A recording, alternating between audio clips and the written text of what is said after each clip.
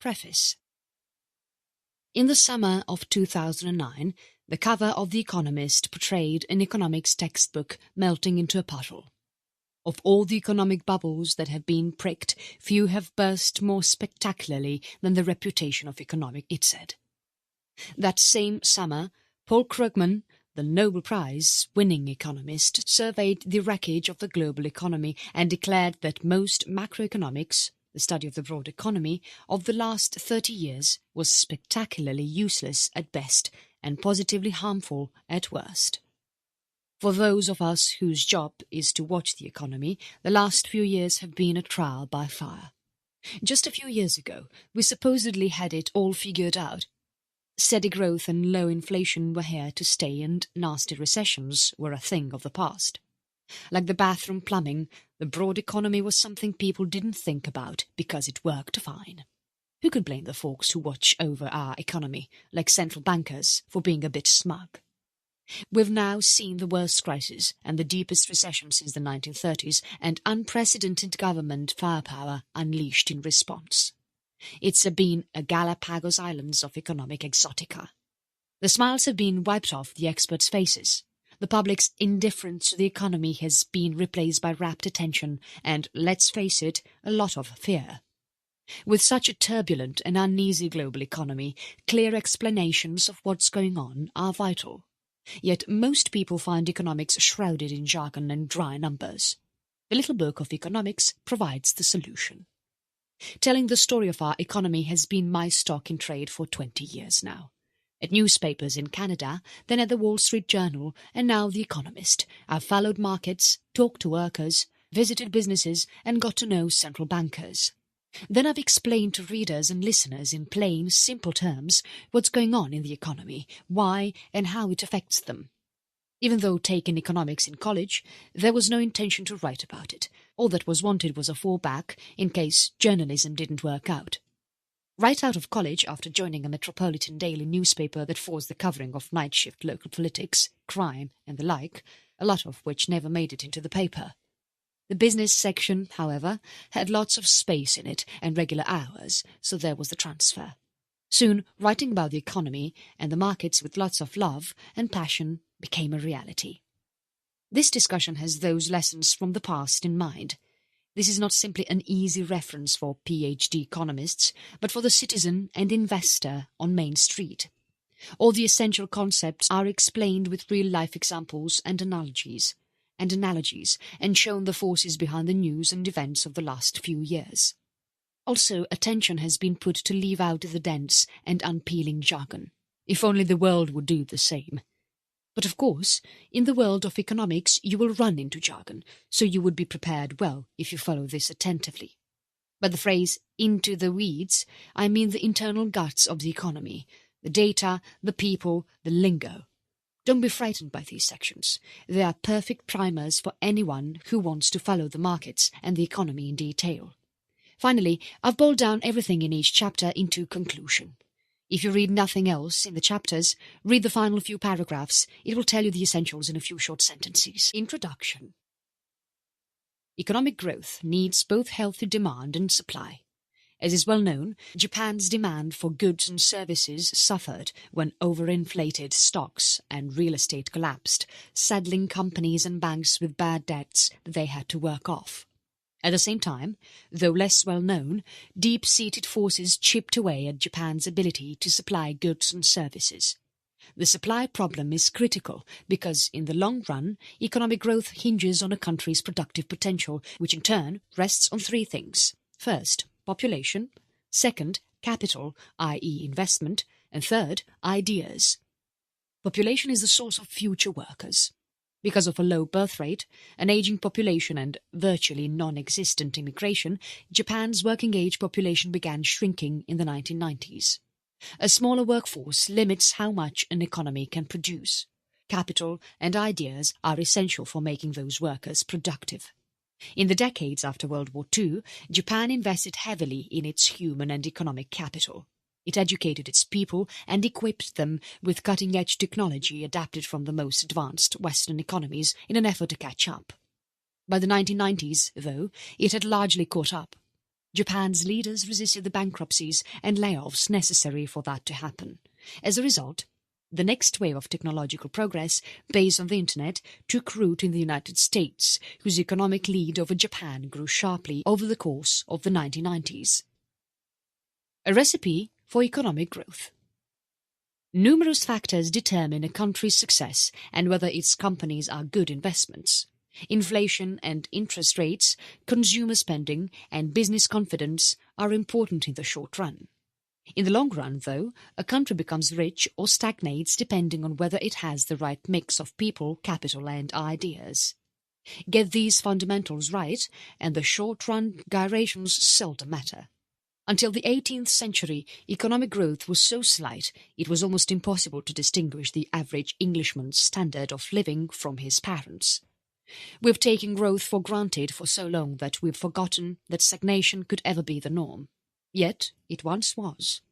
Until the 18th century, economic growth was so slight it was almost impossible to distinguish the average Englishman's standard of living from his parents'. Starting in the 18th century, this changed. The Industrial Revolution brought about a massive reorganization of production in England in the mid-1700s and later in Western Europe and North America. Since then, steady growth, the kind that the average person notices, has been the norm. According to economic historian Angus Maddison, the average European was 4 times richer in 1952 than in 1820, and the average American was 8 times richer. In the pre-industrial era, China was the world's largest economy. Its modest standard or living was on a par with that of Europe and the United States. The average Chinese was poorer in 1952 than in 1820. So why do some countries grow and some stagnate? In a nutshell, growth rests on 2 building blocks: population and productivity. First, population determines how many workers a country will have. Second, productivity or output per worker determines how much each worker earns. The total output a country can produce given its labour force and its productivity is called potential output, and the rate at which that capacity grows over time is potential growth. So if the labour force grows 1% a year and its productivity by 1.5%, then potential growth is 2.5%. Thus, an economy grows. Take a growing population. Let's recap. An economy needs workers in order to grow, and usually, the higher the population, the higher the number of potential workers. Population growth depends on a number of factors, including the number of women of childbearing age, the number of babies each woman has, the fertility rate, how long people live, and migration. In poor countries, many children die young, so mothers have more babies. As countries get richer and fewer children die, fertility rates drop, and eventually so does population growth. As women have fewer children, more of them go to work. This demographic dividend delivers a one-time kick to economic growth. For example, it was a major contributor to East Asia's growth from the 1960s onward and to China's growth after the introduction of its one-child policy. But a country only gets to cash in its demographic dividend once. Eventually, as population growth slows, it ages and each worker must support a growing number of retirees. If fertility drops much below 2.1 babies per woman, the population will shrink unless it is offset by higher immigration. For this reason, a demographic cloud hangs over China. It may be the first country to grow old before it grows rich, say population experts Richard Jackson and Neil Howe. Its fertility rate is below 2, and its working age population will start to decline around 2015. Chapter 1. The employment factor. Try to imagine a worse time to start a new career. The world is in the grip of its worst recession since the 1930s. The Prime Minister of Canada proclaims, "We are moving from crisis to catastrophe." The US unemployment rate is at its highest since the Great Depression.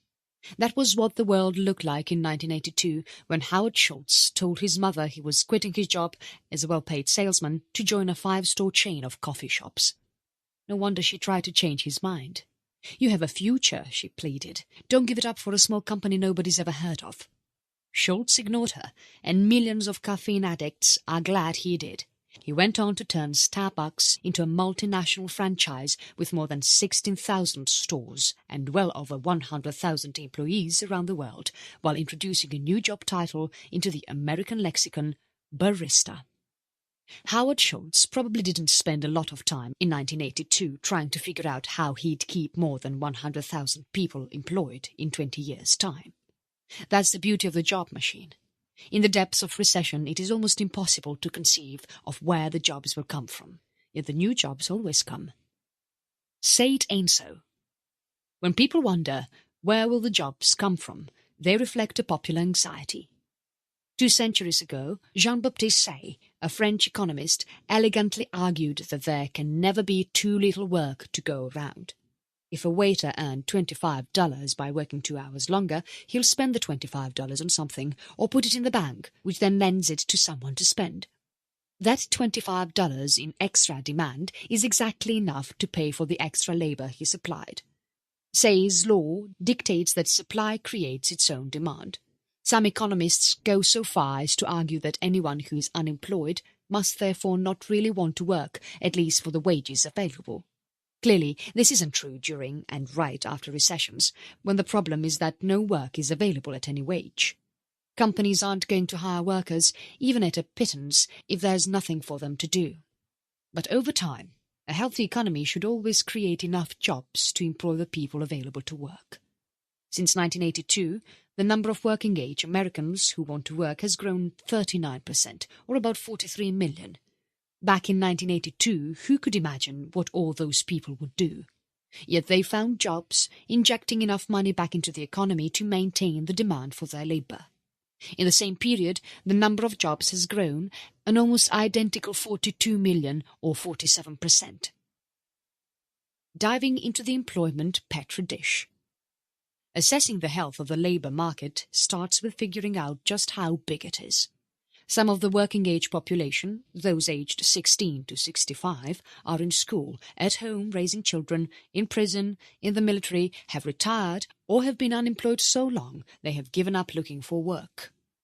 The share of the working-age population actually participating in the labour force, either by working or looking for work, averages about 65%.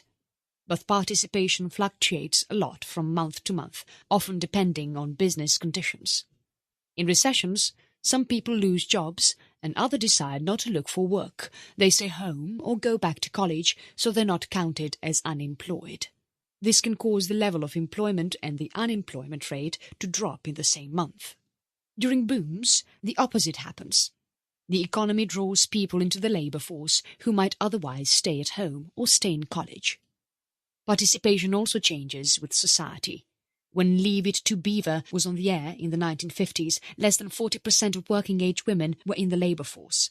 By the time Murphy Brown went off the airwaves in 1998, 60% were. So who does the hiring and firing? Small companies destroy just as many jobs as they create. They aren't disproportionate job creators. By contrast, new companies do create a surprisingly large share of new jobs. A 2009 study by Dane Strangle and Robert Litton of the Kaufman Foundation found that if you took out firms that were 5 years old or younger, employment would contract most months. So job creation tends to be primarily the product of entrepreneurs who have a crazy idea for starting a new company. But it's a mug's game trying to figure out which of the hundreds of thousands of startups each year will grow to be the big employer. In 1968, would you have bet on Fairchild Semiconductor, the giant, innovative Silicon Valley pioneer, or the 2 executives who left to start Intel? Payday. So the number of jobs, over time, depends first and foremost on the number of people who want to work. But what determines how much they make? Real pay, that is, after inflation, ultimately depends on productivity. The more a worker produces for his employer, the more he'll earn. Over time, as companies have equipped their workers with more and better equipment, their pay has risen. Someone with a power paint spare can paint a lot more of a building in an hour than if he only had a brush, so he should earn more. Technology and globalization have enabled celebrity athletes, singers and corporate executives to multiply their earning power astronomically. But this is not an iron law. When a worker becomes more productive, he may not be the one who benefits. If he doesn't have much bargaining power, his employer may leave his salary alone while racking up higher profits. More often, the customer benefits. Newspaper reporters are a lot more productive now because an article they once wrote just for the newspaper now also reaches thousands of more readers on the web. The problem is that most newspapers can't persuade online readers to pay for the articles, so the benefit of the reporter's increased productivity goes entirely to readers who get news for free, while the reporter may have to take a pay cut. Wages have become a lot more unequal in recent decades. This isn't because of radical or sexual discrimination. In fact, while white men do earn more than women and minority men, the gap has been closing. The disparity these days is based on education and skills. Imagine everyone standing on a 10-rung ladder, with the lowest paid on the bottom rung and the best paid on the top. The ladder has gotten a lot taller. Those one rung from the top earn 35% more than they did 30 years earlier. But the distance between the rungs has grown, with the result that the middle rung is only 11% higher and the bottom rung is just as close to the ground. It turns out that the rung you stand on depends a lot on how much education you have received. In the 1950s, the average high school graduate could find a job in manufacturing, railroads, construction and other industries that were highly productive, didn't face much foreign competition and paid well. Over the decades, though, machines and software replaced many of those jobs. As international trade grew, US workers faced competition from lower-paid workers in other countries. Services grew rapidly, and many of those jobs required either almost no skills, operating a cash register in a fast food restaurant, or a great deal of skills, performing a heart transplant or teaching autistic children. In 1973, a person with a graduate degree earned an average 75% more than another person with just a high school diploma. By 2007, that premium had leapt to 125%. Education, though, can't fully explain why those at the very top have gotten so fabulously rich. According to Emmanuel Saez, an economist at the University of California, Berkeley, the 1% richest households reaped 24% of all income in 2007, the highest share since 1928. Technology and globalization have enabled celebrity athletes, singers and corporate executives to multiply their earning power astronomically. Susan Boyle got her start singing in church and at karaoke pubs. When she sang the same songs on Britain's Got Talent and on best-selling CDs, her income skyrocketed. Chapter 2. Capital and Ideas Behind Economic Growth. Capital. A country is not rich, though just because it has a lot of people. Just look at Nigeria, which has 32 times as many people as Ireland, but an economy of roughly equal size. The reason for this population-to-economic size disparity is that the average Nigerian is much less productive than the average Irishman.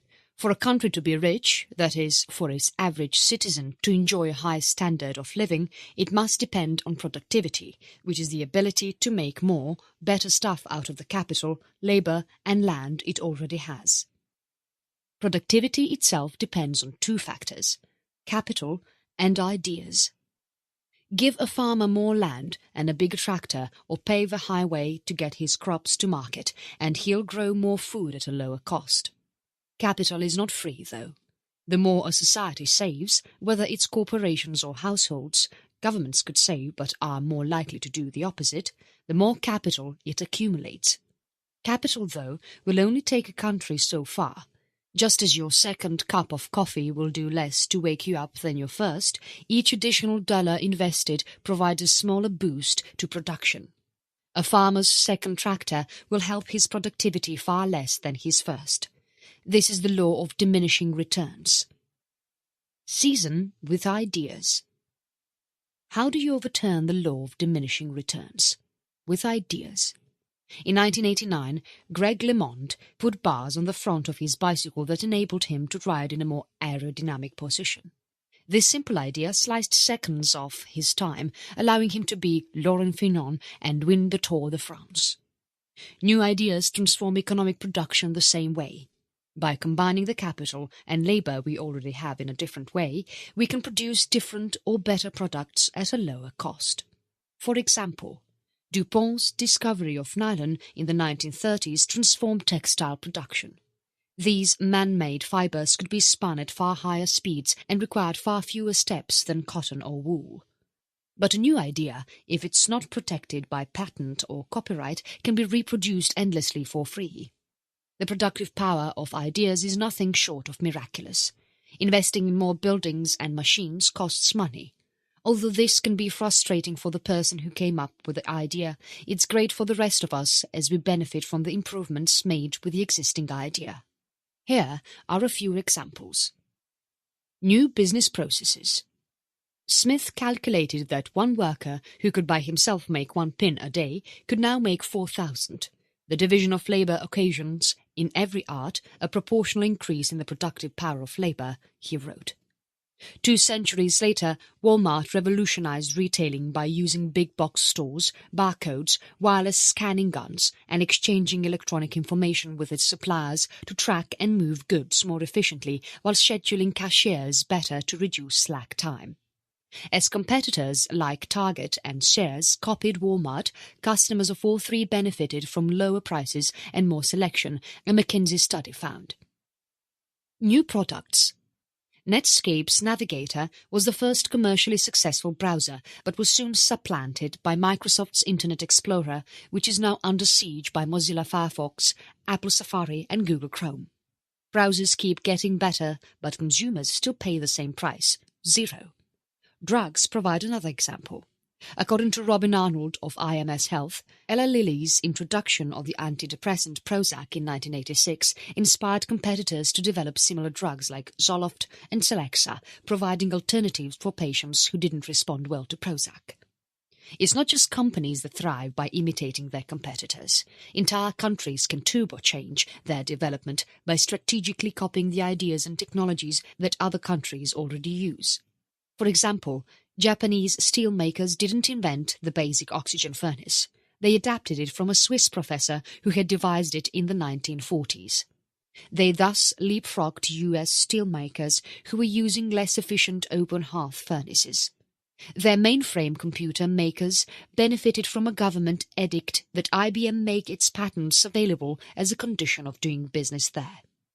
More recently, China's adoption of existing ideas from other countries has resulted in significant economic growth.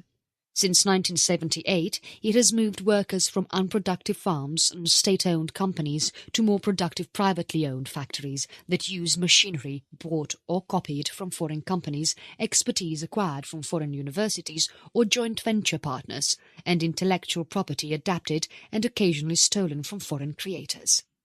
Still, once a country has copied all the ideas it can, future growth depends on waiting for new ideas or developing its own. Inevitably, a country at the technological frontier grows more slowly than one catching up to the frontier. As we learned earlier in this chapter, that's just what happened to Japan. Chapter 3. Understanding Economic Business Cycles. In early 1973, the New York Times asked 4 economists for their forecasts. Alan Greenspan predicted that the economy would grow 6% and declared, "It's very rare that you can be as unqualifiedly bullish as you can now." He was half right. The economy did grow 6% that year, but it was a lousy time to be bullish. A few days after the Times article appeared, stocks entered a deep multi-year bear market, and by the end of the year the economy had fallen into its worst recession in decades. What happened? Economic growth and falling unemployment began to strain the economy's productive capacity. Inflation was rising and soon so were interest rates. That October came the coup de grace. The Arab embargo sent oil prices skyrocketing. High interest rates and recession are a nasty combination for stocks and employment. Over long stretches, the economy grows thanks to our rising population and productivity. But in the short run, it goes through cycles of expansion and recession. Catching the bottom of the cycle can turbocharge your portfolio or business plan, while missing the peak can lay waste to both. Medicine has made countless breakthroughs that enable us to live longer, healthier lives, but it hasn't yet eradicated epidemics. For the same reason, both our wealth and our understanding of the economy have advanced tremendously, but we haven't yet abolished the business cycle. Business cycles are an unavoidable and largely unpredictable feature of market economies. Business cycles and market cycles have a lot in common. Both are driven in great part by a tug-of-war between expectations and reality. Just as stock prices are a bet on the future of companies that may prove wrong, businesses and households are constantly making plans based on how much they expect their sales or wages to grow tomorrow. The future is inherently uncertain, so these decisions often depend as much on gut feelings as cold calculation. Expectations are heavily shaped by the recent past. If video games sold well last month, a store will order more this month. If internet traffic doubled last year, telecommunications companies will lay more fiber optic cable this year. Business cycles and market cycles interact, reinforcing each other. As General Electric or eBay report rising profits, investors bid their stocks to nosebleed levels. When cash flow and asset prices rise, fewer borrowers default, so investors buy more corporate bonds and subprime mortgages. The markets then feed back into the economy. Higher stock prices make CEOs think they are geniuses, so they expand their businesses further. Easy credit tempts both businesses and consumers to borrow more than they can safely handle. Every business expansion eventually dies. Only the cause of death changes. These imbalances inevitably unwind, often abruptly and without notice. Just as people often get sick faster than they get better, bear markets are more violent than boom markets, and unemployment rises more quickly than it falls. The credit taps are tightened more quickly than they are opened. The event that ends these imbalances and thus the business cycle is seldom the same. In 19th century America, it was often a natural disaster, a crop failure, or a bank panic. In 1973 and 1990, it was a spike in oil prices. In 2001, technology investments crashed. In 2007, house values plummeted. We sometimes think we'll eliminate recessions if we could just inoculate ourselves against past imbalances. After all, we can develop immunity to the last virus we contracted. The problem is that it mutates and we're susceptible all over again. The same holds true for the business cycle. Every business expansion eventually dies. Only the cause of death changes. Unfavorable business cycle. There is one common element to almost all modern business cycles.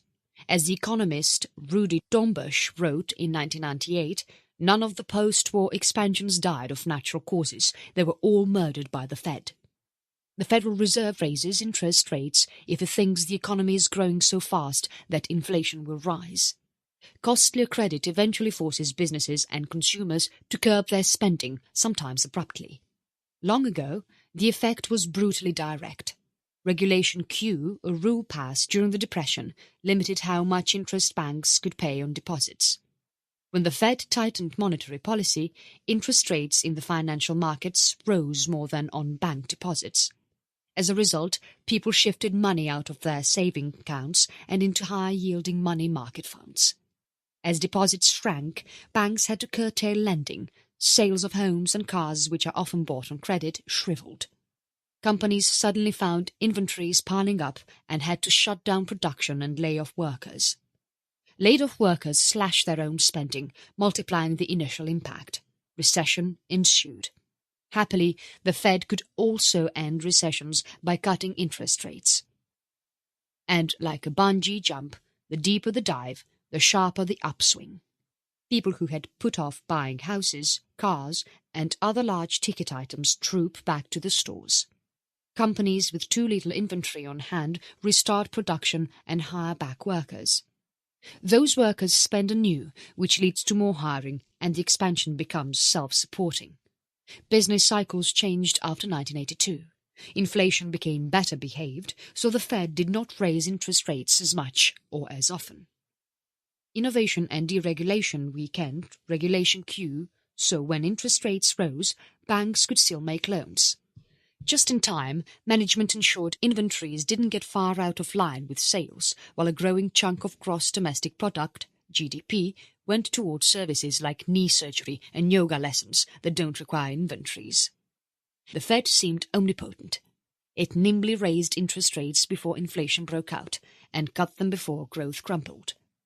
The two recessions that did occur, 1990 to 1991 and 2001, were uncommonly mild. Economists dubbed this era the Great Moderation. Alas, neither business cycles nor imbalances had been tamed. They simply changed shape. Hyman Minsky, an unorthodox, wild-haired economist, largely ignored by his colleagues before his death in 1996, had argued that capitalism was inherently unstable and periods of stability would simply result in even bigger imbalances that ultimately come undone in a turbulent crisis or recession, something his followers dubbed a Minsky Moment. The 25-year Great Moderation encouraged everyone to take on more debt, hold less cash and pay more for homes and other assets on the belief the business cycle had been tamed. The Greater Recession of 2007 to 2009 was a classic Minsky moment when expectations were brutally brought back to earth. Predicting recessions is all about spotting imbalances, such as a rising ratio of inventories to sales of big-ticket goods or a growing backlog of unbuilt office towers as vacancy rates rise. Yet an imbalance can last a long time or may be corrected without bringing the entire economy down. In both 1984 and 1995, the Fed engineered soft landings. It slowed the economy down without tipping it into recession. Economists often miss fatal imbalances because they are looking in the wrong place. Having vaccinated everyone against whatever killed the last business cycle, they fail to spot the virus that infects the current one. In 2007, the backlog of newly built homes for sale seemed reasonable relative to monthly sales. It turns out sales were unsustainably frothy, and when they slumped, a reasonable inventory of unsold homes became a glut. Chapter 4. The Four Pillars of Economy. On a coast-to-coast flight, you can relax with a drink and watch your progress on the video monitor in front of you up to the minute you descend into your destination city. Wouldn't it be nice if we could do the same with the economy? Flip on a screen and know instantly where the economy is, how fast it's growing, and whether a recession lies ahead. Unfortunately, when you clamber into the economy's cockpit, you discover erratic and imprecise instruments, a filthy windshield, and old faded maps. Still, imperfect though they are, we have a wealth of data and tools with which to track the economy's journey. The four pillars of the economy. The most obvious way to track the economy is by looking at its four principal areas of spending. If the economy is an airplane, then its four engines are consumers, businesses, government and exports. Its speed depends on the power of all of these pillars. However, these pillars can be considered equivalent to engines of a plane, aren't all the same size, and they operate at different speeds. If you're wondering why they total more than 100% of the gross domestic product GDP, it's because imports are subtracted from GDP. Consumer spending and housing, 66% to 76% of GDP. Business investment in buildings, equipment and inventories, 8% to 13% of GDP. Government spending, 18% to 20% of GDP. Exports, 8 to 12% of GDP. Consumer spending represents the largest engine on the airplane, accounting for about 2/3 of GDP. It is primarily driven by household income and wealth. When home prices or stocks go up a lot, consumers feel wealthier and spend more. Typically, $1 more of wealth boosts spending by 4 cents that year. Conversely, when home prices and stocks drop, consumers spend less and the economy weakens. Consumer spending is also driven by the ephemeral role of confidence. The more fearful consumers are for the future, the less they spend. Sounds obvious, right? But sometimes the obvious is wrong. The Conference Board and the University of Michigan conduct confidence surveys, but they aren't great predictors of what consumers actually do. Consumers were traumatized by the terrorist attacks of September 11, 2001, but when car companies rolled out mouth-watering 0% financing shortly thereafter, they jumped. Consumer spending is the economy's ballast. Though large, it doesn't fluctuate much from quarter to quarter, except for big-ticket purchases like houses and cars. Paychecks and social security checks are fairly steady, and consumers try to spend the same each month on groceries, tuition and medical premiums. Although housing is also a form of consumer spending, it behaves differently from the rest of this category. At most, it's just 5% of GDP, but it's one of the most volatile things in the economy. It follows demographic forces like population, family size, immigration and the demand for vacation homes over time. But because a house is such a big commitment and so sensitive to interest rates, is the first thing consumers postpone when interest rates rise or they lose their jobs. From the late 1990s until 2006, demand for homes outstripped demographic forces thanks to low mortgage rates and loosened underwriting standards. Young families bought homes earlier than their parents did, while speculators bought homes they never planned to live in. The mania left a glut of vacant and foreclosed homes that could take years to absorb. After consumers, business investment is the next most important component of GDP. It comes in three types: inventories, buildings or equipment. Businesses accumulate inventories either on purpose to meet future sales or by accident because sales drop off unexpectedly. Though inventories are a tiny part of overall GDP, they are often the biggest contributor to quarterly changes because they respond to shifts in demand almost immediately. Such influence fades, however, once businesses restore inventories to comfortable levels. Numerous factors influence how businesses invest in buildings and equipment: stronger profits, higher stock prices, lower interest rates, and the potential profitability of the investment. In the early 2000s, many airlines were bankrupt yet went ahead and installed thousands of high-tech self-serve ticketing kiosks in airports around the world, because they issued tickets at 5% of the cost of using an agent. But by far the most important driver of business investment is the sales outlook. If consumer demand is growing briskly, businesses will expand to meet that demand, and when consumers pull back, so eventually will businesses.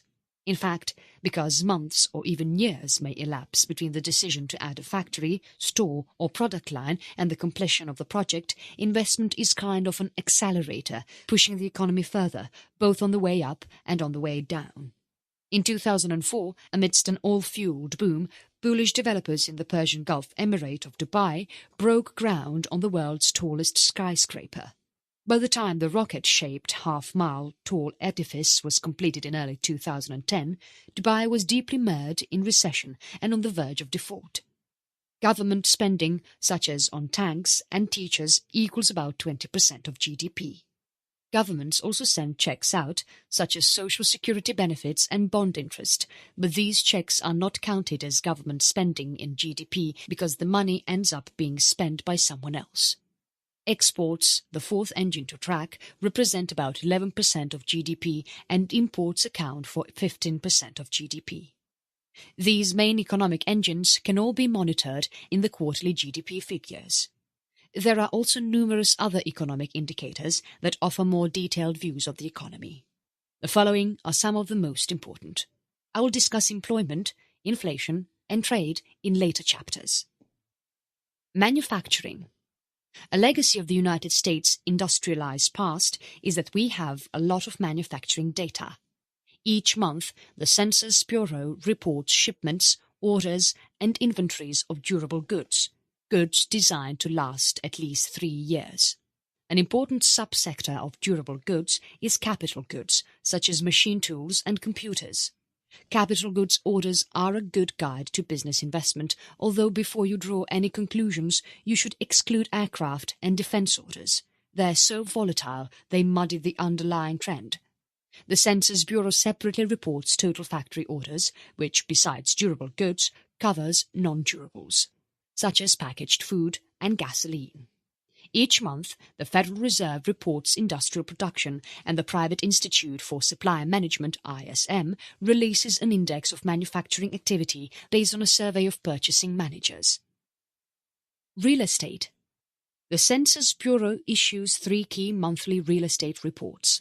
The first covers housing starts, the number of new homes on which construction begins, and building permits which, like starts, track construction but are less affected by weather. A second report covers sales and prices of newly built homes. A third report covers construction spending from hospitals and highways to apartment buildings and stores. The National Association of Realtors reports the number of existing homes sold and the median price every month. The Federal Housing Finance Agency and S&P, or Case-Shiller, issue separate monthly reports on home prices. Consumer spending. The Census Bureau reports retail sales each month. Sales of automobiles are volatile and gasoline's price seesaws, so if you want the underlying trend, you should exclude these categories. Retail sales cover only 40% of consumer spending because services and housing are excluded. Once a month, the Bureau of Economic Analysis reports total consumer spending and its major components, which include services and durable goods, personal income, and saving. The map makers. When you set out on a journey, you are at the mercy of the people who draw your maps. When you track the economy, you have to trust the people who gather the statistics. Collecting these numbers is a core duty of government, although it hasn't always been. In 1884, the New York Times greeted the creation of what is now the Bureau of Labor Statistics as a fine bit of congressional witlessness. 3 federal agencies produce the lion's share of our economic data: the Bureau of Economic Analysis, BEA, and the Census Bureau, both part of the Commerce Department, and the Bureau of Labor Statistics, BLS, in the Labor Department. The Federal Reserve also produces some data, such as industrial production and consumer credit. Lastly, private organizations like the National Association of Realtors and the Conference Board produce some key data. U.S. politicians certainly abuse statistics, but virtually never interfere with them. In some countries, governments regularly interfere with economic statistics. For instance, in 2008, Argentina decided to exclude fast-rising prices from its consumer price index. The result was a ridiculously low reading on inflation. The Chinese government frequently reports suspect data. Growth reported by the provinces often differs from what the central government reports for the whole country.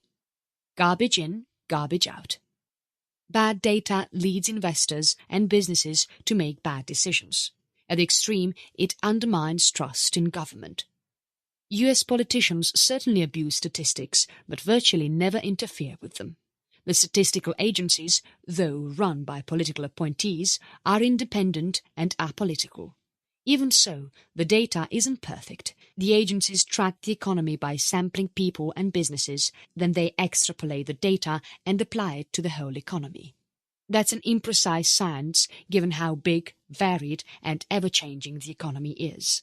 As with opinion polls, data surveys have their margins of error, and some are quite large, leading to large revisions later on when more data is available. For instance, the Census Bureau estimates new home sales from a small sample of local permit offices based on building patterns that may be decades old. The margin of error in these surveys is usually around 20%, and numbers are routinely revised up or down by 5%. The agencies also make judgments when it's not obvious how to put a number on something. Suppose you buy a computer this year at last year's price, but the new model has a faster microchip and a bigger hard drive. How do you measure the computer power you actually bought? The BEA concludes that, adjusted for quality, the price of computing power declined and the amount of computing power you bought went up. Some people think this exaggerates growth in computer spending. Data is often seasonally adjusted to help see through patterns that recur each year. It is pretty useless to learn that retail sales rose from November to December. They always do, typically by about 17%. They then fall back in January. What we want to know is, did they rise by more than usual? That's what seasonal adjustment does. It removes predictable calendar effects. If retail sales only rose 15% in December, that would be a disappointing drop of 2% seasonally adjusted. All these procedures mean our data is never perfect, but nor is it dishonest or biased. You can generally assume that, if there are errors, they cancel each other out over time. Making long-sightedness work. Economists pore over all this data and more and combine it into a forecast of where the economy is going. Their success rate is the stuff of comedy. Alan Murray of the Wall Street Journal once quipped, "If pilots' vision were as bad as economists', Amtrak would be profitable." In 2006, not one of the economists surveyed by the Wall Street Journal predicted a recession. Lots of detailed economic forecasts are available for free, though remember, advice is worth what you pay for it. Truth be told, forecasts aren't useless. Indeed, the average of a group of forecasts is more accurate than simply assuming next year will be like this year. For all the well-earned ridicule, economists are still in demand by businesses, governments and investors who prefer a bad forecast to no forecast. Even a wrong forecast sheds light on the behavior of the economy and helps us recalibrate our decisions. Lots of detailed economic forecasts are available for free, though remember, advice is worth what you pay for it. The Wall Street Journal surveys about 50 forecasters each month and publishes their views online. The Economist surveys economists once a month and publishes either their projections or those of its sister forecasting organization, the Economist Intelligence Unit, each week for about 40 countries in its second-to-last page. The International Monetary Fund, the Congressional Budget Office, the Organization for Economic Cooperation and Development, and the Conference Board all publish regular, unbiased forecasts. You could decide to ignore economists altogether and formulate your own forecast based on indicators that have traditionally foreshadowed the economy's direction. The Conference Board combines 10 indicators, from the money supply to unemployment insurance claims, into a single index that is released once a month. The index tends to lead shifts in GDP by several months, although it often gives erroneous signals. Of the many indicators you can look to, financial markets are among the best leading markers of growth. Investors are constantly shifting millions of bits of new information from corporate earnings to the corn harvest, and what they learn is instantly reflected in the prices of shares, commodities and bonds. The stock market will often signal a turn in the economy 1 to 12 months ahead of time. When bond yields are equal to or below the Fed's interest rate target, producing a flat or inverted yield curve, a recession is usually 1 to 2 years away. The reverse, bond yields well above the Fed's interest rate target, that is a steep yield curve, usually means the economy will pick up. Investors are a moody bunch, so stocks and interest rates often send false signals. Paul Samuelson, a Nobel Prize-winning economist, once joked that the stock market has forecast 9 of the past 5 recessions. Remember the stock market crash of 1987? The next recession was still 3 years away. Conclusion. Imagine the Fed as a regular bank. It has assets, loans to commercial banks and treasury bonds, and liabilities, commercial bank reserve deposits and the currency in your wallet. The Fed earns interest on its assets and pays some interest on reserves, but those $20 bills in your wallet are an interest-free loan to the Fed. This produces a big profit for the Fed, called seigniorage, which it hands over to the Treasury. This isn't chump change. In 2009, it gave the Treasury $47 billion. That actually means Fed's management of its balance sheet interests each and every single taxpayer. During the financial crisis, the Fed shifted from safe treasuries to riskier things like mortgage-backed securities, loans to banks, and AIG, old Bear Stearns assets, commercial paper, and so on. Could this strategy cause the Fed to go broke? Almost certainly not. The Fed does not carry its bonds at market value, so fluctuations in their prices don't affect its profit. If some of its loans default and the collateral is inadequate, it would record a loss. But the losses would have to be ridiculously large to wipe out its profit, never mind its substantial capital. Anyway, the Fed could have no capital at all and still do its job, although having to ask Congress for more capital wouldn't be good for its independence and our confidence in it. Banks are acutely vulnerable to panic. Most of their money is tied up in loans. They keep cash on hand to repay some depositors, but not enough to repay all of their depositors.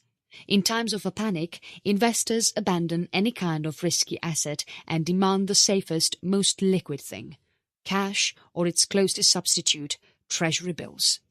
Only a central bank can create more cash.